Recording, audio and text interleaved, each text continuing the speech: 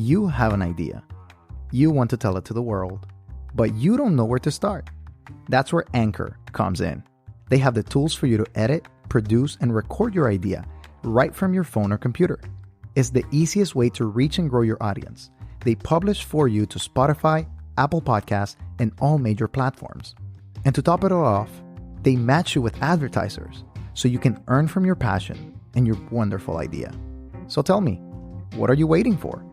Download the Anchor app or go to anchor.fm to get started and follow your dream.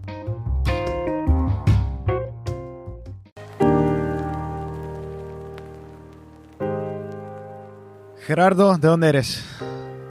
Soy de Uruguay, aunque he viajado por el mundo, por diferentes lugares, pero ese es mi origen. ¿En qué lugares has estado? Crecí, quizá antes de contarte un poco por dónde he estado, crecí en un pueblo pequeño en Uruguay, se llama Colonia Suiza. En esa zona hay varias colonias de inmigrantes. Estudié teología en Argentina, después de ahí vine a Estados Unidos a hacer una maestría, por ahí por los 90, fin de los 90, de ahí me fui a Argentina, trabajamos con mi esposa como pastor, en mi caso, casi 3 años. De ahí recibí un llamado una invitación a trabajar en Ontario, en Canadá. Estuvimos ahí 14 años y bueno, ahora estoy en Michigan, en Andrews, la Universidad de Andrews en Michigan, haciendo estudios doctorales. ¿De qué es tu doctorado? ¿De qué estás? ¿Cuál es el énfasis?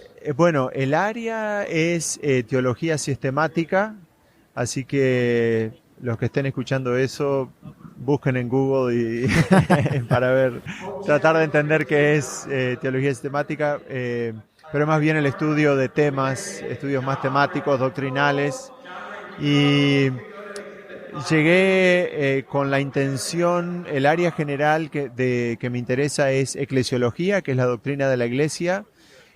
Aunque ahora estoy considerando enfocarme más en el concepto de la imagen de Dios. Estoy seriamente considerando eso. Claro, y de eso es lo que estamos hablando hoy en nuestro programa, lógicamente. Exactamente. Acá. Y dime, para ti, ¿qué es la imagen de Dios? Bueno, todavía no tengo la respuesta. Si tuviera la respuesta definida, creo que... Ya tendrías tu tesis. Ya tendría la tesis y podría vender muchos libros, porque...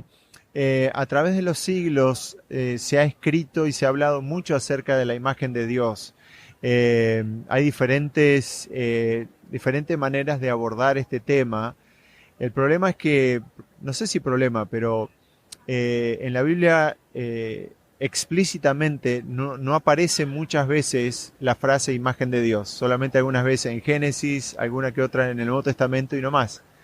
Entonces... no es tan claro como otros temas, que hay muchos textos en la Biblia para estudiar y para comparar. Entonces es un poco enigmático, por así decir. Pero básicamente, si tuviera que resumir las diferentes posturas, hay más o menos unas 4, digamos, posturas grandes, por así decir. Dentro de eso hay muchas, ¿no?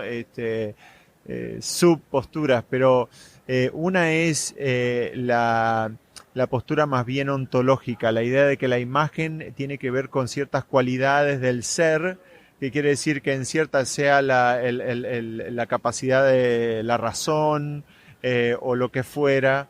Eso teólogos en la historia como Agustín y demás, más bien en la Iglesia Católica, han tenido esta postura. Hoy en día ya no hay muchos que estén de acuerdo, digamos, con esta postura más ontológica. Después está la postura funcional, donde la idea es que así como Dios es el rey de todo el universo, Dios puso al ser humano para gobernar y a cargo de hacer ciertas cosas. O sea, no tanto el ser o ciertas capacidades del ser, sino lo que hemos sido llamados a hacer. En lo que hacemos nos parecemos a Dios como mayordomos. Después está la postura relacional, quiere decir que la imagen de Dios tiene que ver con las relaciones. Así como Dios en su relación intratrinitaria, en la Trinidad, tiene que ver con relaciones, el ser humano es llamado a reflejar la imagen de Dios en las relaciones. Y la última sería una postura más ecléctica, o sea, la mezcla de todas o algunas de las que hemos mencionado ahora. Ahora, cuando yo al menos cuando leo la palabra de Dios y veo la imagen de Dios, Ajá. lo primero que se me viene a la mente es el Génesis. Ujú, exactamente, ¿No? El sí. Génesis 1, ¿no? 1, Donde- 26, 27, correcto, exacto. donde se creó al ser humano. Ujú, Ahora, ¿cuál es la composición de esa imagen? ujú. Tú hablaste acerca de 4 tipos, ¿no? Sí. Relacional, ontológica, Funcional y mezcla de y la esas. mezcla de todas. Pero hay explícitamente en el texto dice que la imagen de Dios está compuesta por el hombre y la mujer, Ujú, ¿no? Ahora, muchos piensan que solo es el hombre o que Ujú. solo es la mujer. ujú. ¿Qué es lo que en realidad dice el texto y cómo podemos interpretarlo de una manera consistente? Sí, yo creo que, ya digo, estoy al comienzo y cuando uno más lee ve puntos fuertes. Hay teólogos, eh, digamos, muy conocidos, por ejemplo, alguien como Karl Barth o como Bonhoeffer, que han defendido la postura relacional y ofrecen argumentos muy, o sea, muy convincentes. Por otro lado, uno ve, de paso, un detalle interesante. Más bien los teólogos sistemáticos se han inclinado a la postura relacional y los exegetas, por así decir, se han enfocado más en lo funcional. Yo creo, porque me hiciste la pregunta, que en el texto y en toda la Biblia, no solo en el Génesis, yo creo que nosotros tenemos una visión más monista, holística del ser humano. Yo creo que abarca todo, o sea, que tiene que ver, sí, con la parte relacional. Mencionaste que en el texto de Génesis, por ejemplo, dice fue a imagen de Dios los creó, varón y hembra fueron creados. O sea, ya está dando una idea relacional, donde quiere decir que hay igualdad, pero a la vez hay diferencia, hay particularidades, cada uno es individual, pero a la misma vez están unidos, fueron llamados a ser unidos. Ese es un aspecto, ¿verdad? Pero si uno sigue leyendo el texto, también Dios los llamó a ser mayordomos, ¿verdad? En el jardín, a velar por la creación. Yo creo que en ese aspecto es un aspecto más funcional, también tiene que ver con eso. Y sí creo que una palabra clave para mí es la palabra carácter, ¿verdad? Que el ser humano en su carácter, en su integridad, en su relación con los otros seres humanos, tiene que de alguna manera reflejar a Dios. Ahora, en los detalles da para hablar muchísimo y para ver qué es lo que es, ¿no? Claro, hablando un poco acerca de los detalles, ¿no? Y Sí. explicando un poco al hablar de la imagen de Dios, al verlo desde un punto de vista relacional, Ajá. Uno siempre va al matrimonio Ujú. de 2 personas. Entonces Ujú. vemos las cualidades del hombre, las cualidades de la mujer. Son cualidades similares, Ujú. pero hay cualidades un poco más específicas, cosas Ujú. que los hombres tienen, que las mujeres no tienen, y que las mujeres tienen, que los hombres no tienen. Y los dos son necesarios. ¿Podemos nosotros como personas, individuos, reflejar la imagen de Dios solitariamente o tiene que ser en comunidad? Bueno, ahí estás tocando un tema que me encanta porque yo creo que si tomamos en serio el aspecto relacional, yo diría que no, que es más, la Biblia, por ejemplo en Efesios, da, en mi opinión, la idea de que justamente en la comunidad, la iglesia es llamada también a reflejar la imagen de Dios. O sea que no es, si bien como individuos tenemos ese llamado también, pero yo creo que no, que es imposible reflejar la imagen de Dios en soledad o solitariamente, ¿no? Creo que definitivamente el aspecto de comunidad tiene que estar de alguna manera, es parte de reflejar la imagen de Dios, ¿no? Yo creo también que quizá me gustaría decir, porque es algo que como me apasiona, que este tema tiene muchas implicancias muy importantes y la razón por la que a mí me apasiona y me interesa, nosotros los cristianos creemos que la iglesia existe para unirse a Dios en su misión. La misión no es de la iglesia, es de Dios primariamente, ¿no? Jürgen Moltmann dijo que no es que la iglesia tenga una misión, sino que la misión tiene una iglesia. Y si eso es verdad, si la iglesia existe para unirse a Dios en su misión, número uno, y número dos, sí la misión de Dios, el objetivo último, es restaurar su imagen en el ser humano, que es un concepto que yo creo que es así, entonces entender lo que es la imagen de Dios es muy importante. Es decir, si yo pertenezco a la iglesia y creo que Dios puso una iglesia en esta tierra, y si yo entiendo que de alguna manera la iglesia existe primariamente para unirse a Dios, en restaurar la imagen de Dios en el ser humano, bueno, ¿qué es esa imagen? ¿Cómo restauro? Porque entonces a veces yo encuentro que muchas veces en la iglesia hay un concepto muy limitado de la misión. Es decir, voy a quizá exagerar un poco, ¿no? Pero algunos entienden que la misión es, yo tengo que convencer, por ejemplo, a José de que José está equivocado y que yo tengo la razón en ciertos puntos. Entonces voy a tratar de convencerte con la Biblia, mira, esto es así, así. Y una vez que te convenzo, te bautizo y ahí cumplí la misión. Pero si yo realmente tomo en serio de que realmente la misión es restaurar la imagen de Dios en el ser humano, convencerte de algunas cosas y bautizarte puede ser parte de eso, pero hay mucho más por hacer. No sé si me explico. Entonces a veces yo creo que tenemos una visión limitada de la misión y ese es un ejemplo de cómo el comprender mejor la imagen de Dios nos puede ayudar a entender mejor lo que es ser la iglesia, cuál es la misión de la iglesia, por ejemplo, ¿no? Uh-huh. Veo que hasta cierto punto cuando hablamos acerca de la misión de la iglesia, bueno, y desde un punto de vista eclesial, ¿no? También tenemos liderazgo en la iglesia. Sí. Y a veces ese liderazgo no ha sido un liderazgo compartido, ¿no? Los hombres han tenido más liderazgo que las mujeres. Se habla más acerca, ¿no?, de eso. Los pastores, por ejemplo, en la iglesia adventista, especialmente en las comunidades hispanas, tenemos un poco más de dificultad en aceptar lo que es un pastor o pastora, en este sentido, una mujer que funcione como el líder de la iglesia, ¿no? ¿Crees que eso radica en lo que es la imagen de Dios?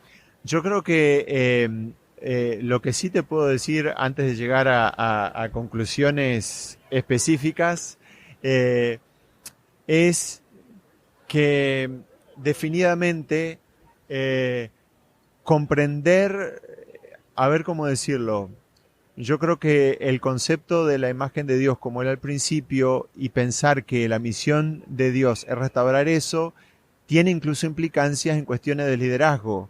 Es decir, por ejemplo, ahí hay diferentes posturas, pero te voy a dar un ejemplo. Si yo creo que en el plan original de Dios era, como dice el texto, que Dios tomó a Eva de la costilla o del costado de Adán, y que eso significa que en el plan original era una cuestión de igualdad, de que no era que Adán estaba por encima ni por debajo, sino una cuestión de igualdad, diferente, con diferentes formados diferentes, pero una cuestión de juntos, de igualdad, ser llamados a ser mayordomos del resto de la creación.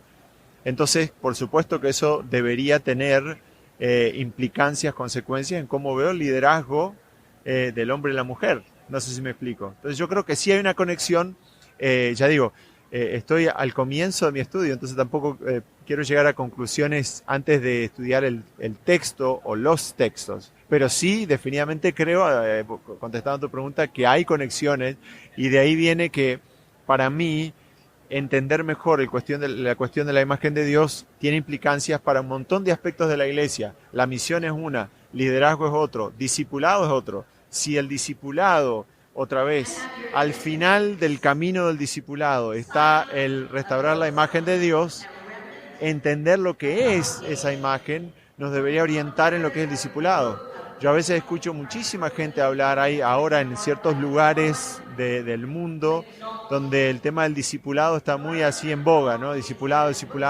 hay planes de discipulado, pero no siempre lo escucho relacionado a la imagen de Dios. Y sin embargo, cuando uno lee la inspiración, para mí es clarísimo que está directamente relacionado, ¿no? Claro. Hay dos sistemas que al menos yo tal vez me he dado cuenta, ¿no?, que la imagen de Dios se puede dividir. y uno es antes del pecado y después del pecado, ¿no? O sea, esa es otra parte de la imagen de Dios, que definitivamente primero fuimos creados iguales y después fuimos tal vez separados en ciertas funciones. Al menos eso es lo que dice el texto de una manera literal. Podemos indagar un poco más si esa ordenanza de Dios es algo profético, es algo, una descripción en vez de una prescripción, lógicamente en Génesis 3. Pero la imagen de Dios tiene dos sistemas, desde el punto de vista que lo veo, especialmente cuando hablamos de la igualdad, de los géneros, ¿no? Fuimos creados iguales, pero al mismo tiempo diferentes, distintas cualidades. Y esas son el complementarianismo, ¿no? Que dice que es una imagen complementaria en la cual el hombre trae ciertas cosas, la mujer trae otras cosas, pero son distintos en otras cosas y son necesarias para dar esa imagen. Y la segunda parte, al pensar el complementarianismo y ser egalitario, ¿no? Buscar la igualdad en todo lo que es. Como personas, ¿qué es lo que ves tú en el texto? ¿Qué imagen? Porque eso tal vez nos lleva hasta ciertas implicaciones en el futuro, en la manera que vemos liderazgo, porque si funcionamos en una manera igual, de igualdad, egalitaria, vemos que tal vez tenemos funciones similares. A veces en la iglesia hablamos acerca de roles, ¿no? ¿Cuál es el rol que juega la mujer en la familia? ¿Cuál es el rol que juega el padre en la familia? Y a veces los intentamos separar. También tenemos textos que son un poco difíciles de interpretar, que no conciernen a la imagen de Dios, pero conciernen a las funciones en las cuales esa imagen está funcionando en el hogar. Textos como 1 Corintios 11, ¿no? Que son difíciles de interpretar, pero que son necesarios para poder entender un poco acerca de la función de la imagen de Dios. Creo que estamos entrando más en lo que es la imagen de Dios en un punto de vista funcional, relacional, en vez de lo ontológico, ¿no? ¿Cómo ves eso? Yo creo que yendo definidamente hay un antes y un después del pecado, con el pecado. Mark Cortés ha escrito más de un libro sobre antropología bíblica y él habla acerca en algunos, porque no se puede hablar de antropología bíblica sin tocar de alguna manera la imagen de Dios. Es un concepto central y hasta cierta forma definitorio, podríamos decir, de antropología. Es decir, cómo veo la imagen de Dios va a afectar mi visión de antropología cristiana bíblica. Y él menciona, por ejemplo, varios de los puntos en los que la mayoría de los teólogos están de acuerdo. O sea, puede haber diferentes posturas en general, como las 4 que mencionamos, pero sí hay varios puntos en común, donde la mayoría de los teólogos dicen, en estos puntos todos estamos de acuerdo, puntos generales. Entonces, uno de esos es, número 1, que la imagen de Dios, es decir, que el ser humano fue creado a la imagen de Dios y que eso implica que de alguna manera refleja a Dios. Eso en general, sin ir a los particulares, número 1. 2, que el pecado de alguna manera afectó esa imagen. Otra vez, ¿cuánto? Bueno, algunos dicen afectó totalmente, se perdió la imagen completamente, otros dicen, bueno, se perdió parte, hay cosas que quedaron, bueno, esos son los detalles, pero de alguna manera el pecado afectó. Número 3, de que Jesús vino a hacer algo en relación a la imagen. Entonces, el Nuevo Testamento conecta directamente la imagen de Dios con Cristo Jesús. ¿Por qué estoy diciendo esto? Quizá no para evitar la pregunta más concreta de los géneros, pero tampoco quisiera limitar el tema solamente a la cuestión de género, aunque es muy en boga. Pero si nosotros vemos hacemos un paso atrás y vemos eso más grande, yo creo que la solución, o por lo menos la puerta de entrada a la imagen de Dios, bíblicamente hablando, ahora desde este lado del pecado, tiene que estar en la persona de Cristo Jesús y de que Él vino a traer algo nuevo y diferente. Hay una nueva humanidad en Jesús y que en Él estamos llamados a experimentar algo genial, espectacular, lo que es ser humano en Jesús.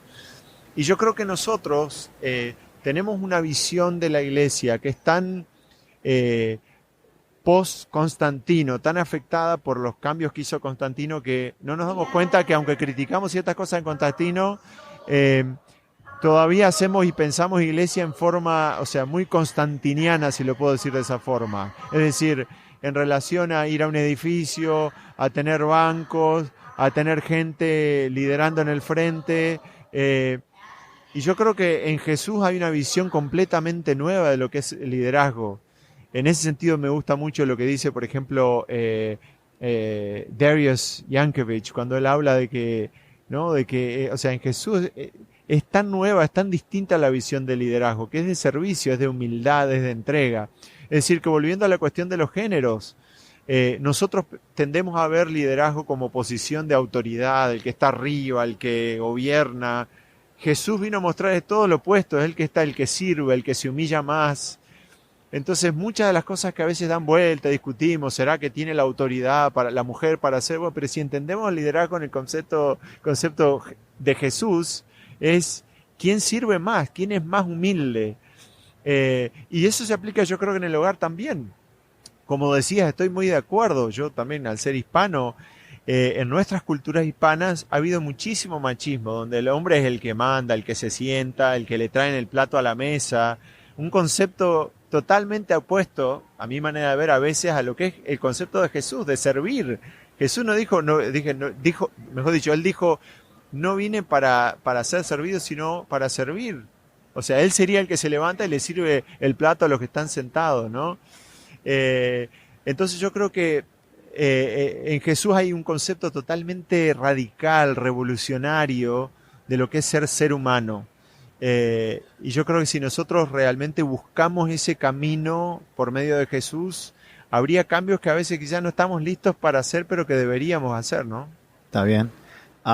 Y creo que es un desafío, en realidad, mirar a la persona de Jesús. Sí. Porque cuando vemos a Jesús y Él nos desafía a cambiar, a hacer algo distinto, a buscar la verdad, ¿no? El camino, la verdad y la vida, lógicamente. Totalmente. ¿Qué es lo que restaura la imagen de Dios en nosotros? Excelente pregunta. Bueno, o sea, yo creo que Jesús es el que la restaura y por medio del Espíritu Santo. Es una cuestión de una transformación. Pero sí yo creo, otra vez, volviendo a lo que decía antes en relación a la misión, a veces nosotros tenemos una visión bastante limitada. Lo asociamos básicamente o únicamente con una cuestión de la economía de la salvación, de que soy pecador, tenía pecados del pasado, Jesús en la cruz como que me compró un ticket de salvación, yo lo acepto, me da el ticket y ya está, y ahí termina, o que es una cuestión meramente espiritual. Yo creo que si nosotros tenemos, como decía antes, una visión más holística, monista del ser humano, quiere decir donde todo es un ser, Jesús quiere darnos vida en abundancia, no solamente en lo espiritual, en lo relacional con lo que está alrededor nuestro, hasta en lo físico. Dios está interesado en todo nuestro ser y que hay, a mí me encanta pensar en eso. Donde yo crecí, en el contexto que yo crecí y todavía en muchas de las iglesias donde he estado y que con las que he, digamos, interactuado, por ejemplo, pensar en misiones, salir a golpear puertas. Sábado a la tarde salimos, golpeamos puertas, entregamos material. Buenísimo, yo no estoy, me encanta, admiro a la gente que tiene pasión por eso, no es tanto lo fuerte mío, pero con gusto lo hago. Pero no me da tanta pasión como la idea de decir, ¿sabes qué? Dios te está llamando a unirse a Él en el plan de transformar vidas para algo mucho más lindo y mejor. Eso me encanta, o sea, decir, mirá, suponete otra vez que sos mi vecino, si tengo un vecino José, y Jesús me llama a que me una a Él, a tocar la vida de José para que tenga una vida mucho más linda en todos los aspectos de su vida. Sí, en lo espiritual también, que acepta a Cristo y lo demás, pero en sus relaciones con los vecinos, en su trabajo, en su vida emocional, en su vida física, en su salud, a mí me parece apasionante esa visión. Entonces yo creo que esa es la idea, de decir, eso es lo que es, en Jesús hay una nueva humanidad. ¿Cómo se da? ¿Cómo se restaura la imagen del ser humano? Yo creo que es enfocándonos en la persona de Jesús, permitiendo al Espíritu Santo orar en nosotros y buscando en los consejos que Dios nos dio por medio de su palabra, de las cosas inspiradas, cómo crecer en todas las áreas de mi vida, como mencioné, lo relacional, lo social, lo físico, en todas esas áreas, cómo crecer y ser más semejante a Jesús o al plan original que Dios tenía en el principio, ¿no? Al hablar acerca del cristianismo, pero específicamente del adventismo, ¿cómo es que el adventismo practica esa restauración? Un poco más específico a nuestra tradición de fe. Gracias, religiosa. sí, es buenísimo. Gracias por esa pregunta. Es interesante porque, por ejemplo, desde esta perspectiva de la imagen de Dios, por ejemplo, Elena de White habla muchísimo de la imagen de Dios en diferentes contextos. En el contexto de la educación, pero también en el contexto de discipulado, en el contexto de la misión de Jesús. Entonces, por ejemplo, los consejos que nosotros consideramos inspirados en los escritos de Elena de White, para mí tienen mucho más sentido desde esta perspectiva. Quiero decir, hay gente que ve, otra vez voy a exagerar un poco, pero los consejos inspirados como una lista, ¿verdad? De cosas que hay que hacer, y si yo hago esto soy un buen cristiano y si no lo hago soy un mal cristiano. Y para mí ese es el abordaje equivocado de eso. Para mí es simplemente pintar de una manera más específica áreas de lo que es el ser humano. Entonces, por ejemplo, los consejos sobre alimentación, los consejos sobre el hogar cristiano, los consejos sobre mente, carácter, personalidad, todos para mí tienen mucho más sentido en esta idea, visión más global, más grande de que Jesús quiere restaurar su imagen del ser humano. Y en estos consejos simplemente es cómo prácticamente podemos crecer. O sea, no es una lista de decir el que no lo hace está perdido o no es buen cristiano. No tiene nada que ver con eso necesariamente o ese enfoque. Entonces, para mí, en nuestra iglesia tenemos una visión correcta del ser humano como un ser holístico y tenemos consejos prácticos de cómo vivir una vida más linda y mejor. Entonces yo creo que por ahí hay cosas muy útiles y muy prácticas dentro del adventismo en relación a vivir una vida mejor que tiene que ver con la restauración de la imagen de Dios en el hombre, ¿no? Gerardo, muchas gracias por estar con nosotros, por hablar acerca de este tema tan importante, tan necesario, en realidad, de conocer qué es la imagen de Dios y tal vez ayudarla. Si escuchan ahí en la parte de atrás una voz, no es una voz del cielo. No, estamos acá en el sería Congreso. Bueno. Estamos en el Congreso y estamos hablando acá.